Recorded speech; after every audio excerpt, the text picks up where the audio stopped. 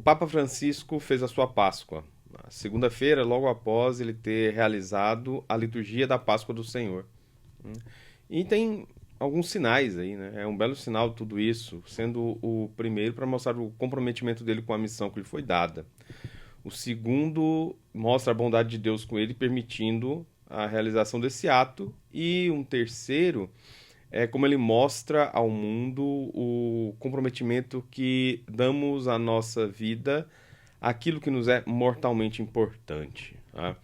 Ele difere aí dos papas anteriores, por exemplo, João Paulo II, que passou um grande tempo no cargo, um dos maiores pontificados da história, e que sofreu bastante ali nos últimos anos do seu período como pontífice, foi definhando à vista do público.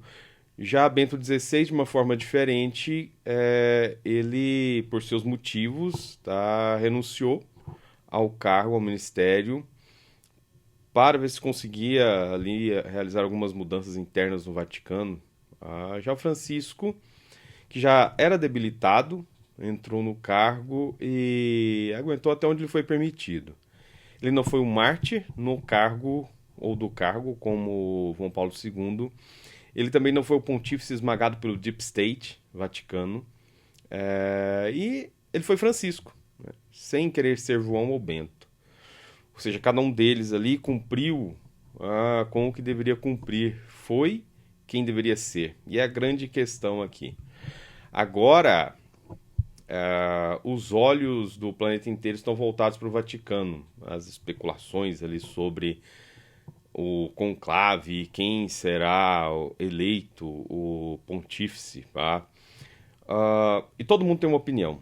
Todo mundo tem ali a sua torcida, todo mundo quer dar o seu pitaco, quem acha que vai ser eleito, que não vai.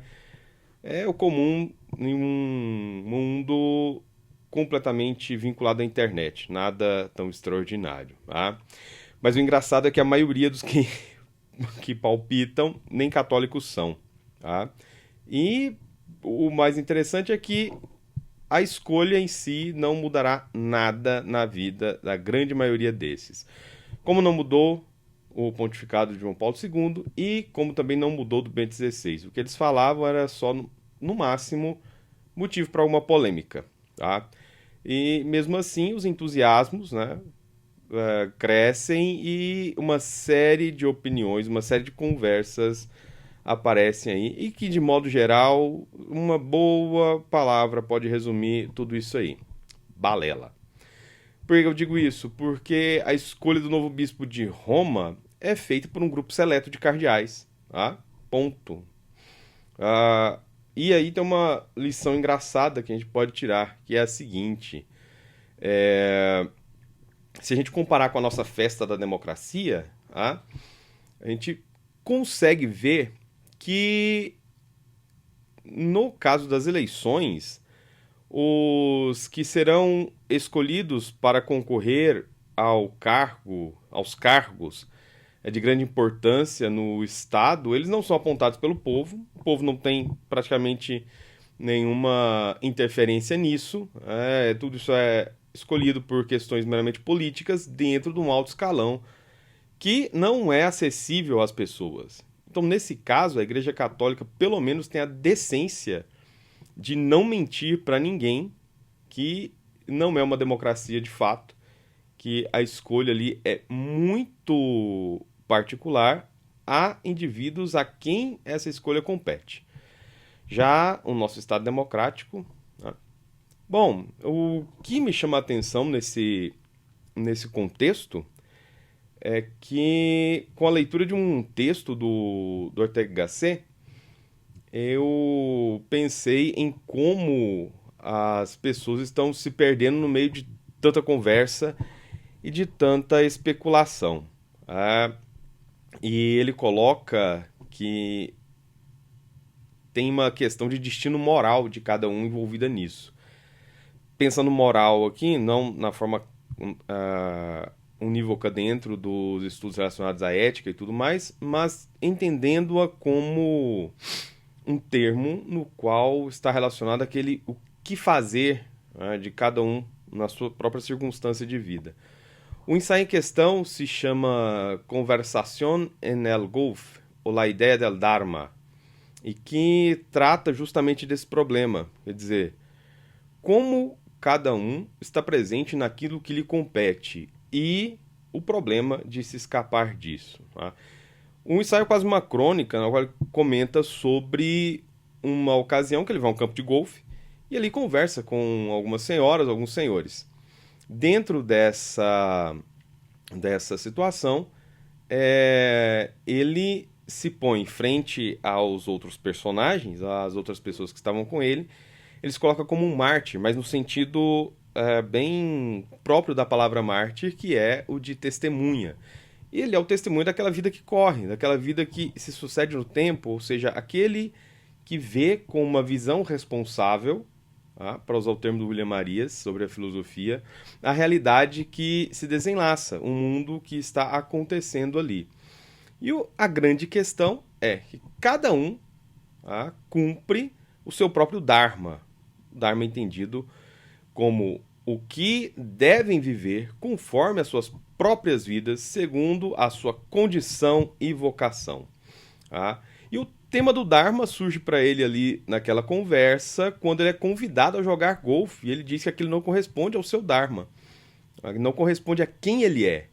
Ele vai discorrer brevemente sobre o termo que ele retira do pensamento hindu e faz ainda algumas comparações com a literatura europeia, de situações muito peculiares, inclusive, dizendo que, para aqueles amigos, né, estava dentro da sua moral, dentro da sua vida, dentro do seu que fazer, jogar em golfe. E já ele, que era um observador, é engraçado que o livro onde contém esse ensaio se chama, inclusive, O Espectador, né? El Espectador. Ele que é esse observador, um homem envolto em livros e escritas, se vê como algo imoral. Se colocar ali jogando golfe, que aquilo não corresponde com a sua vida. E o William Marias, ele tem um comentário acerca da ideia do Dharma que culmina na seguinte perspectiva: a circunstância do indivíduo é uma tarefa ou modo de viver. Trocando em miúdos, o que cada um deve fazer corresponde às suas próprias circunstâncias, aos seus elementos fundamentais, aquilo que é próprio da sua vida. Portanto, quanta gente não está desperdiçando a própria vida por não corresponder àquilo que deveria ser vivido por elas, por não estar realizando o que deveria realizar, por não se preocupar com o que realmente deveria se preocupar. E essas aventuras acabam sendo aventuras pecaminosas, no sentido de que estão procurando viver aquilo que corresponde à vida de outros e não à sua própria. Voltando ao exemplo do conclave, quantos não estão agora perdendo tempo e vida justamente especulando sobre os problemas do conclave? Não cabe a nenhum deles isso. O resultado não está nas mãos de ninguém. Portanto, só estão deixando de fazer o que deve fazer em prol do que não deveriam estar fazendo. A gente pode pensar alguns exemplos para falar do Dharma e entender um pouco dessa lógica que o Ortega propõe com uma seguinte característica. Por exemplo, os bodybuilders, fisiculturistas, para eles é algo natural, próprio da moral desse esporte, passar horas na academia em prol do aperfeiçoamento de seus corpos, para que eles alcancem formas, inclusive, extraordinárias. Então, horas de academia vinculadas a isso. Agora vamos pensar aqui, se uma dona de casa ou um trabalhador de escritório fazem o mesmo. Já é um problema, porque outras tarefas serão negligenciadas. O trabalho vai ficar para trás, não vai ser feito na hora, vai ter um desandar da sua própria vida em prol de examinar a vida alheia, o que é uma grande baboseira. E num exemplo que o próprio Ortega levanta, mostrando a sua própria condição, Vale pensar também que ao intelectual é inteligível, é compreensível que ele passe horas fechados ali em seu gabinete, em uma atividade de intensa leitura, estudo, escrita, o que seria algo não muito proveitoso para aqueles que não exercem essa atividade. Quer dizer, vamos pensar aqui uma atividade mais técnica, alguém que tem um trabalho muito técnico, se ele passa uma grande parte do dia em leituras, em escritas, então a atividade dele não seria, portanto, essa atividade técnica, ele iria para um outro lado. Estaria assim traindo o seu Dharma, agindo de uma forma que evade a moral própria da sua condição. Em miúdos, estaria desperdiçando a sua vida. Portanto, retorna ao conclave. O nosso Dharma, na linguagem do texto, o nosso Dharma não é nos preocuparmos com a eleição, não é nos preocuparmos com quem vai ser eleito. A imensa maioria dos bispos e padres também não opinam e também não deveriam estar preocupados nesse sentido com relação a quem será eleito. Restam a essas pessoas uma coisa, que é oração. Ponto. Nada mais, nada menos. E o restante, por exemplo, como a mídia tem o seu papel ali de ficar aproveitando das notícias para ganhar tempo de tela, para preencher letras em uma matéria, e algumas vezes até inventam algumas histórias relacionadas aos participantes do evento, e que a gente compreende ainda que faz parte daquilo que ela tem que fazer, buscar notícia e tal, até fofocar.